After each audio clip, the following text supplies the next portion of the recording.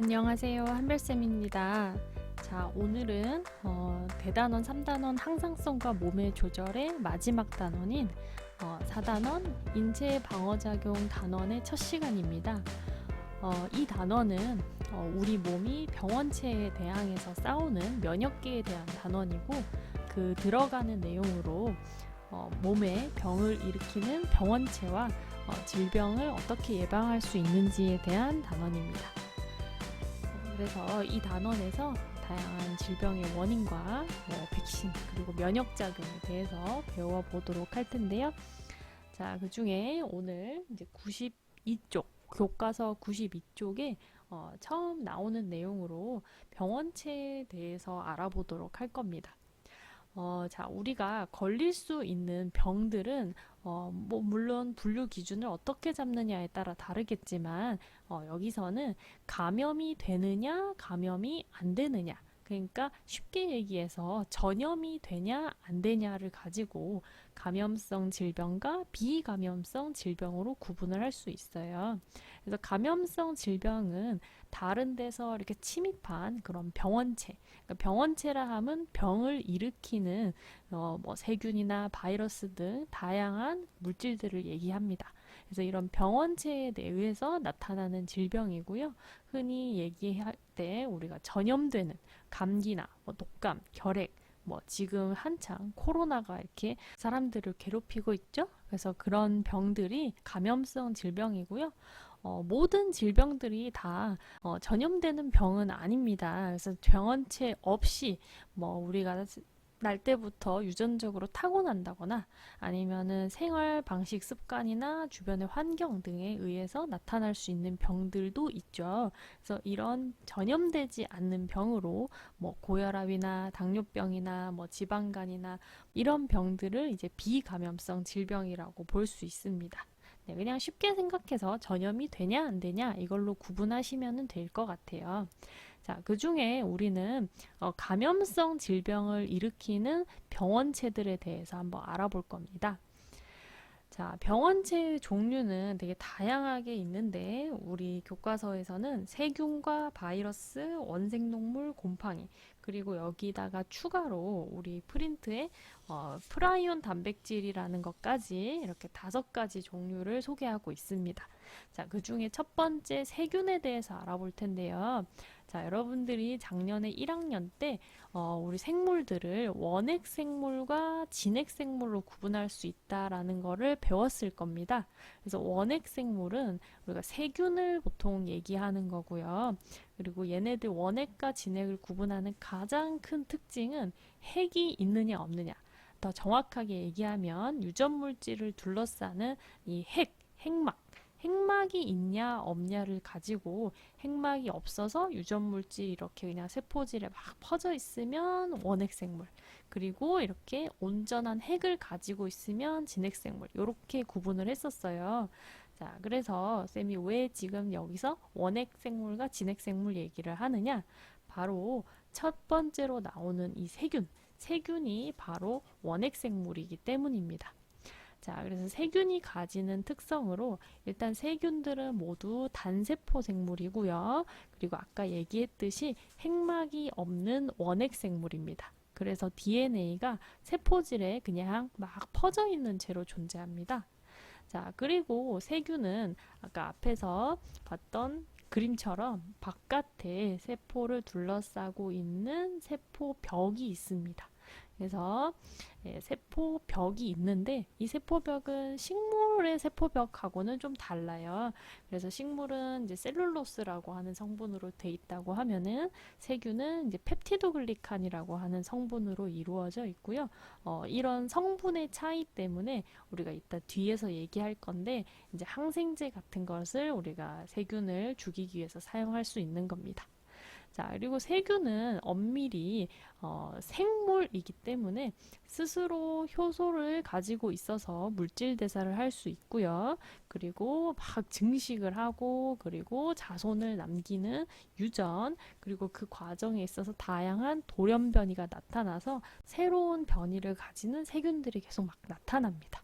그래서 하나의 이제 독립된 생활을 할 수 있다라는 게 이제 세균의 특징입니다. 그런 이런 세균에 의해서 걸리는 질병에는 어떤 것이 있느냐?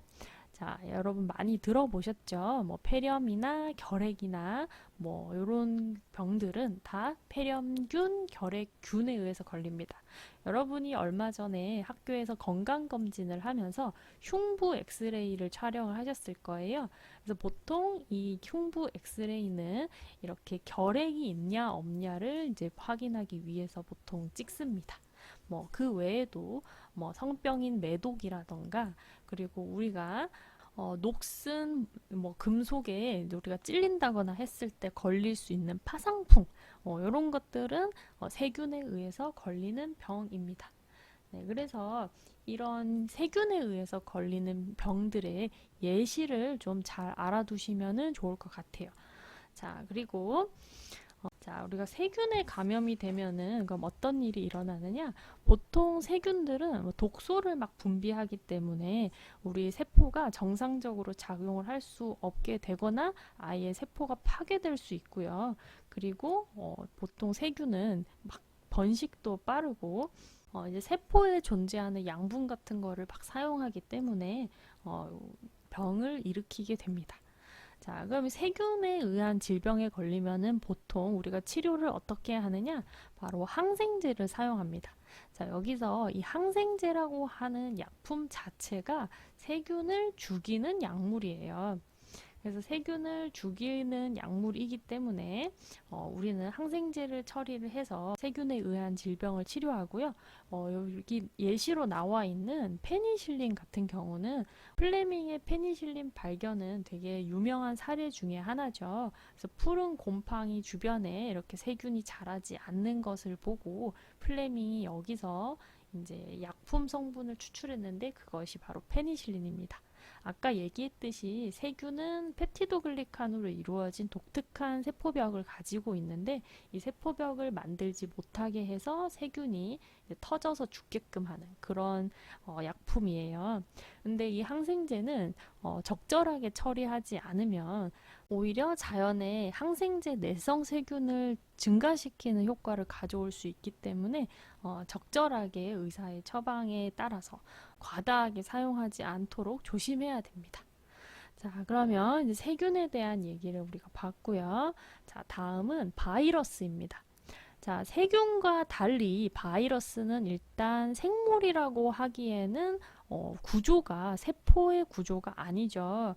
그래서 생물과 무생물의 경계 혹은 생물과 무생물의 특징을 우리가 모두 가진다라고 예전에 처음에 1단원에서 배웠습니다.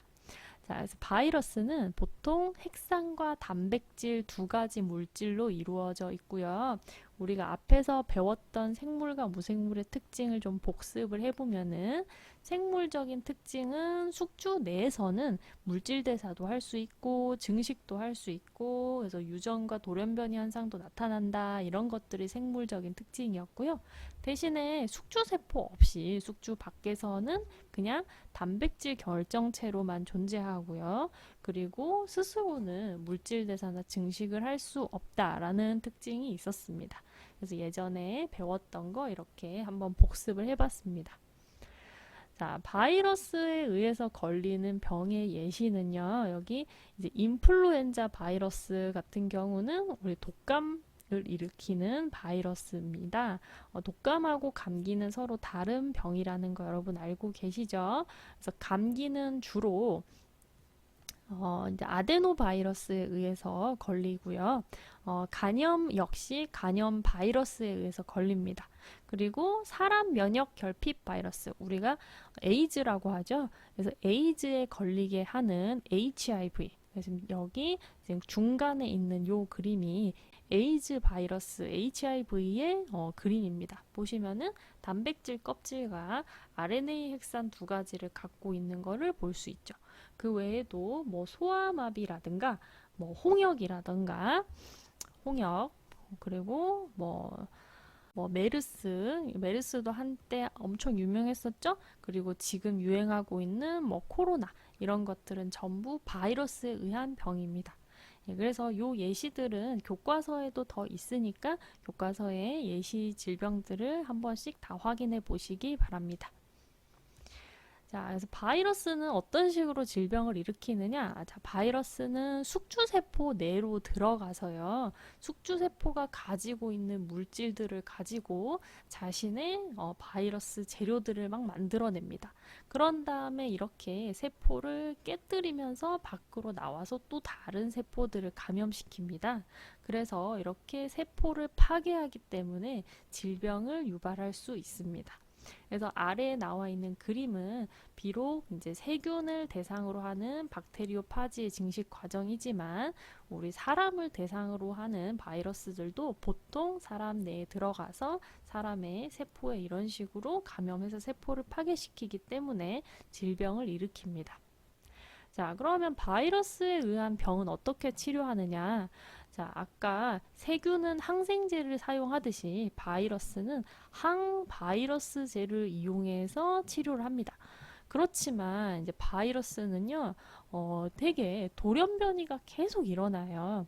요즘 코로나도 계속 변이를 가진 새로운 바이러스가 나타나고 있죠. 그런 것처럼 돌연변이에 의한 진화 속도가 매우 빠르고요. 그리고 뭐 자신의 효소를 사용하는 게 아니라 숙주세포 자체가 갖고 있는 효소를 사용하기 때문에 뭐 단순히 그냥 효소 작용을 못하게 막는다. 라든가 하는 방식으로는 치료가 좀 어렵습니다. 그래서 예방이 가장 좋은 일단 방법이다. 라고 얘기를 할 수 있겠네요. 뭐 물론 여러분 항바이러스 제도 이제 아마 타미플루 이런 거 들어보셨을 거예요. 그래서 우리가 옛날에 한창 신종플루 A형 독감이니 뭐 B형 독감이니 이런 독감에 걸리면은 타미플루를 복용하고 했었는데 이건 이제 항바이러스제의 종류 중에 하나고요. 그리고 요즘 또 코로나의 치료제로 떠오르는 것 중에 하나가 뭐 렘데시비르 뭐 이런 항바이러스제들이 있죠. 네, 하지만 그래도 아직 완전한 코로나 치료제가 나오지 않은 것처럼 이런 바이러스에 대한 치료제는 만들기가 되게 어렵습니다. 자, 다음은 원생생물입니다. 자, 여기서 얘기하는 원생생물은요, 역시 진핵생물이고요. 보통 단세포로서 뭐 독립적인 생활을 하는 친구도 있지만 기생생활을 하는 친구들도 있습니다. 그래서 기생생활을 하는 친구들은 보통 매개의 동물, 보통은 매개의 곤충입니다. 뭐 모기나 파리 이런 매개 곤충을 통해서 인체 내로 들어와서 뭐 독소를 분비한다거나 세포를 파괴한다거나 해서 질병을 일으킵니다. 그래서 대표적인 원생생물에 의해서 일어나는 병 중에 하나가 말라리아입니다. 네, 여러분 말라리아는 어떤 곤충이 옮겨 다니나요? 네, 바로 모기죠. 그래서 매개 곤충이 모기인 그런 질병이고요. 아메바성 이질이라고 하는 것은 이질이라고 하는 병은 들어보셨죠? 보통 이렇게 막 설사와 복통, 구토를 유발하는 그런 병인데 아메바라고 하는 단세포 진핵생물에 의해서 걸리는 병입니다. 자, 그리고 이 수면병이라고 하는 것은 파리가 옮겨 다니는 병인데요. 그렇다고 우리가 생활 속에서 보는 그런 일반적인 파리는 아니고요. 이제 채채파리라고 하는 흡혈파리가 있어요. 그래서 그런 파리가 이제 동물의 피를 빨아서 그때 이제 파리 몸속에 있는 원생생물이 옮겨가서 질병에 걸리는 겁니다. 그래서 말라리아 매개 모기의 사진이 이제 교과서에 이렇게 나와 있는데요. 말라리아 뱃속에 들어있던 이 말라리아의 이제 포자들이 모기의 입을 통해서 이제 사람의 혈액 속으로 들어오면은 이 포자들은 사람의 이제 간세포에서 막 증식을 합니다. 그래서 간세포에서 증식을 한 다음에 이제 간세포를 파괴하면서 혈액으로 나와요. 그래서 혈액으로 나온 이 말라리아 원충들은 적혈구 안에서 막 이렇게 증식을 하면서 적혈구를 막 파괴합니다. 그러면 또 이렇게 피를 빠는 모기에 의해서 적혈구가 모기의 뱃속으로 또 이렇게 들어가겠죠. 그래서 이런 식으로 모기와 사람을 오가면서 기생하는 그런 생물이 바로 이 말라리아입니다. 그래서 말라리아에 걸리면 보통 엄청 열이 나고 구토, 설사를 막 이렇게 하다가 제대로 치료를 빨리 받지 못하면 사망할 수도 있는 그런 병이에요. 그래서 뭐 우리나라에서는 막 말라리아가 막 창궐하거나 하지는 않지만 아직 뭐 아프리카 지역이나 열대 지역 같은 경우에는 이 모기들이 많이 살고 있어서 이 말라리아의 발병률이 아주 높습니다. 그래서 말라리아가 있는 지역에 여러분들이 만약에 여행을 간다? 그러면 가시기 전에 꼭 이제 예방접종 같은 것을 맞고 가셔야 돼요. 자, 그리고 오른쪽은 아까 얘기했던 그 채채파리라고 하는 이제 파리가 옮겨 다니는 스리파노소마라고 하는 원생 생물입니다. 얘도 역시 피를 빠는 곤충에 의해서 전염이 일어날 수 있고요. 이 병의 이름이 수면병이라고 이름을 붙은 이유가 이제 이 병에 걸리면은 사람이 막 무기력해지고요. 막 몸이 약해지고 막 그래서 기면증이 막 이렇게 나서 자꾸 막 잠이 듭니다. 그리고 막 잠이 들다가 뭐 심하면 사망에도 이를 수 있는 그런 질병입니다. 그래서 이런 병들이 원생 생물에 의해서 일어날 수 있는 병이다라는 거 알아두시면 될 것 같고요. 자, 그다음에 네 번째 병원체는 곰팡이입니다. 자, 곰팡이 역시 다세포 진핵생물이고요. 곰팡이도 사실 자세히 보면은 아주 가느다란 실 모양의 그런 세포들로 이루어져 있어요. 그래서 이 실을 균사라고 합니다. 그래서 여기서 얘기하는 균은 앞에서 우리가 얘기하던 세균이 아닙니다. 자, 곰팡이는 방금 이제 진핵생물이라고 했죠. 그래서 여러분들이 만약에 내년에 이제 생명과학 2를 배우게 된다면은 이제 진핵생물 안에 이제 동물이랑 식물이랑 그리고 아까 봤던 원생생물 있죠.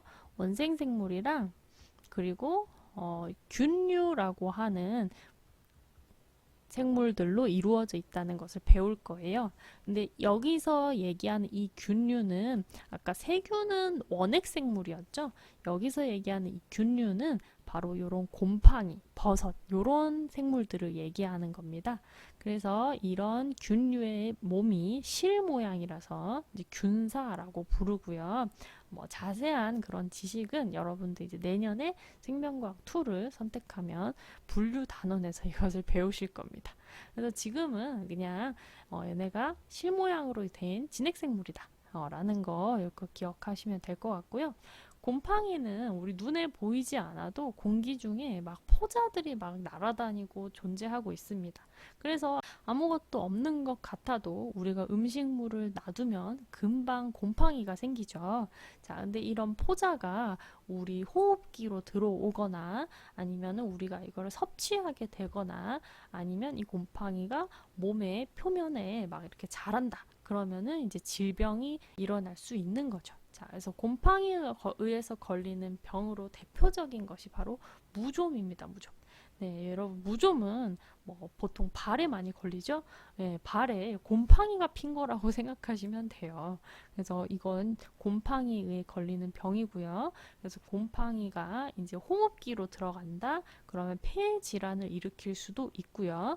그리고 칸디다균이라고 하는 곰팡이가 일으키는 병이 칸디다증이라고 하는 게 있는데 이 칸디다증은 보통 피부나 혹은 약간 몸에서 습한 부분 있죠. 뭐 발가락이나 아니면 생식기관이나 아니면 입에도 생기거든요. 막 이런 다양한 부위에 번식을 하면서 막 염증을 일으키는 그런 병입니다. 자, 그래서 약간 발 사진이 조금 좀 그런데 여러분 교과서에 있는 사진이에요.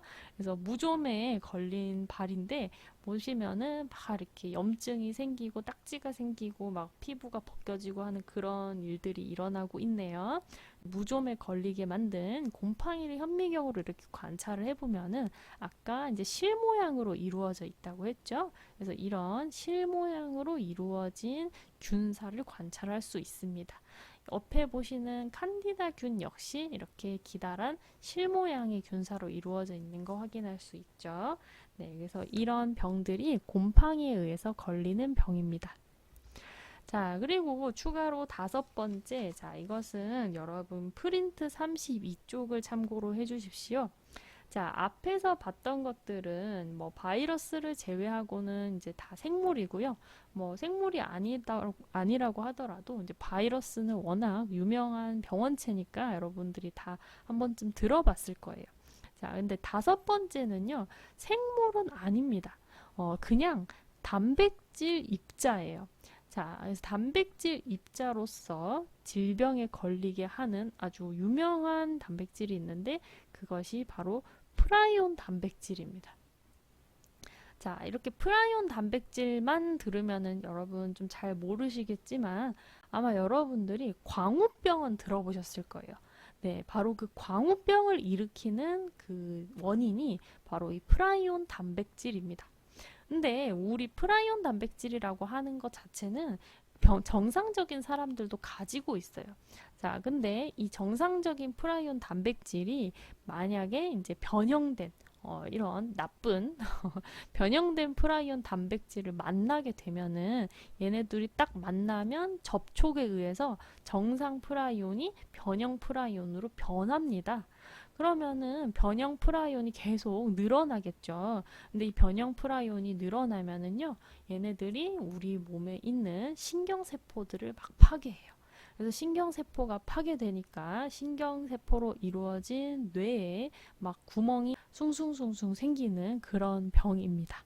자, 그래서 요거를 그림으로 좀 보시면은 우리는 이미 정상적인 프라이온 단백질을 가지고 있어요. 그런데 뭐 음식물이나 다양한 경로를 통해서 변형된 프라이온이 우리 몸속에 들어오면은 얘네를 만났을 때 변형된 프라이온이 정상 프라이온을 변형된 프라이온으로 바꿔버려요. 그래서 변형된 프라이온이 점점 증가해가지고 신경세포를 막 파괴하게 되고요.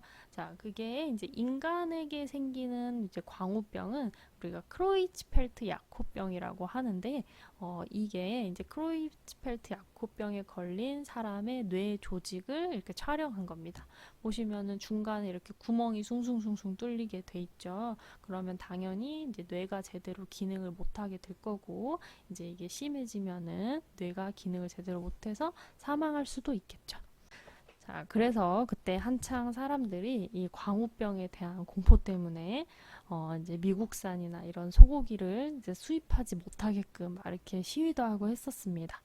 근데 더 이 프라이온 단백질이 좀 무서운 이유는 얘네들은 다른 일반 세균이나 이런 것처럼 뭐 끓인다거나 삶는다거나 하는 그런 일반적인 방법으로는 제거되지가 않고요. 아직 치료법도 없어요. 네, 그런 점이 약간 좀 무서운 것 같아요. 그래서 이제 먹는 것을 조심하는 수밖에 없어요. 네, 그래서 아까 얘기했듯이 이제 소의 광우병이나 이제 사람에 걸리는 이제 광우병은 크로이츠펠트 야코병이라고 하는 이게 이제 정식 명칭이고요. 양도 비슷한 형태의 병이 나타나는데 양한테서 나타나는 이 광우병은 이제 스크래피라고 합니다. 자, 그래서 이런 병들이 변형 프라이온에 의해서 일어나는 병입니다. 자, 그러면은 우리가 이렇게 다섯 가지 세균, 바이러스, 원생생물, 곰팡이, 변형 프라이온 이렇게 병원체에 대해서 알아보았습니다. 자, 그러면 이런 병에 걸리지 않으려면 우리가 어떻게 해야 될까요? 당연히 이제 조심하는 수밖에 없죠. 자, 일단 교과서는 이제 94쪽이고요. 여기에 질병의 감염 경로와 예방이라고 하는 내용이 있습니다. 일단 질병은 특히 이제 감염성 질병은 병원체가 숙주로부터 이제 탈출해서 새로운 숙주한테 감으로써 이제 병을 전염시키는데요. 그렇다면은 이 이동 경로를 차단시키면은 이 전염을 막을 수가 있겠죠. 자, 근데 이때 이 이동하는 방식에 따라서 이제 아래에 네 가지로 우리가 구분을 해볼 수가 있는데 첫 번째는 이제 호흡기를 통한 감염입니다. 우리가 숨을 쉬고 있는 폐를 통해서 들어올 수 있는 병으로는 뭐 결핵이나 감기, 독감 이런 병들이 들어올 수 있죠. 그래서 병원체를 가진 환자가 이제 기침을 한다거나 재채기를 한다거나 아니면 그냥 대화를 해도 공기 중에 우리가 비말이라고 하죠. 비말을 통해서 내 폐로 들어오면은 우리 몸에 이제 병을 일으킬 수가 있습니다. 그렇기 때문에 이제 이 병이 있는 사람은 기침이나 재채기를 할 때 꼭 입을 가리고, 뭐 요즘은 워낙에 다들 잘 쓰고 다니시지만 마스크를 착용하는 것, 자, 그리고 손을 잘 씻는 것, 이런 것들이 예방하는 방법이라고 볼 수 있겠죠? 자, 그리고 두 번째는 이제 소화기관을 통한 감염이에요. 우리가 먹는 물이나 식품을 통해서 감염될 수 있는 그런 병을 얘기하는 건데요. 특히 보통 수분이 많은, 습기가 많은 여름에 이런 병들이 많이 걸리죠. 그래서 뭐 콜레라나 식중독이나 장티푸스, 이질, 뭐 이런 병들이 해당이 됩니다. 그래서 이것은 먹는 것을 조심하면 돼요. 그래서 물은 항상 정수된, 깨끗하게 정수되고 끓여진 그런 물을 마시고요. 그리고 식품은 당연히 충분히 익혀서 먹고, 그리고 상한 음식은 먹지 않고, 너무 당연한 거죠. 네, 이런 것들을 통해서 예방할 수 있습니다.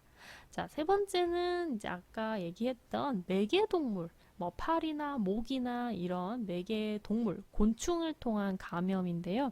아까 얘기했던 뭐 말라리아나 수면병 같은 것들이 있고, 또 모기가 옮기는 유명한 병 중에 일본 뇌염도 있죠. 아마 들어보셨을 거예요.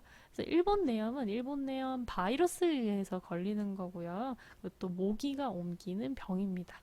그래서 이런 것들은 예방을 하려면 이런 파리, 모기, 바퀴벌레, 뭐 혹은 쥐, 막 이런 질병을 매개하는 동물을 퇴치하는 게 일단 1차적이고요. 이를 위해서는 우리가 이제 공공위생을 위해서 좀 노력을 해야겠죠. 자, 그리고 네 번째 마지막입니다. 자, 네 번째는 실제 이제 접촉을 통한 감염입니다. 자, 그래서 무좀이나 파상풍, 그러니까 무좀에 걸린 사람과 이제 같은 뭐 수건을 쓴다거나 이제 실제로 이제 접촉을 한다거나 하면 이 무좀균이 올 수 있고요. 그리고 파상풍 같은 경우는 우리가 녹슨 물체나 이런 것이 피부에 상처를 내거나 하면 거기서 파상풍균이 피부를 통해 침투할 수가 있습니다.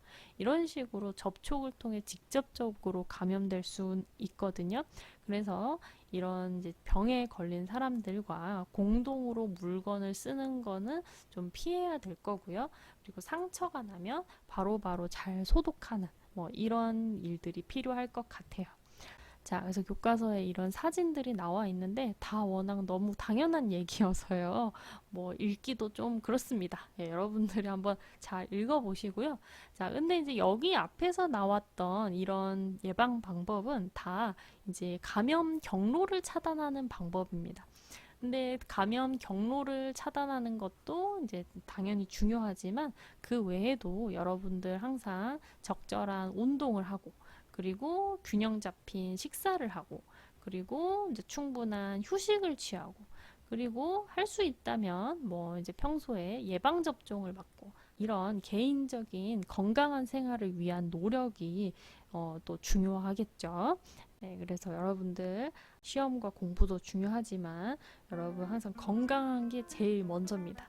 특히나 요즘같이 이렇게 질병이 창궐하는 시대에 살고 있는 만큼 서로 조심하고 개인적으로도 조심해서 건강하게 우리가 만날 수 있도록 계속 만나야 되잖아요. 계속 만날 수 있도록 노력해 봅시다. 자, 그러면은 오늘은 이렇게 질병을 일으키는 원인에 대해서 한번 알아봤고요. 다음 주에는 이제 실제 우리 몸에서 방어작용이 어떻게 일어나는가에 대해서 수업을 하도록 하겠습니다. 네, 그러면 오늘 여기까지고요. 다들 수고하셨습니다.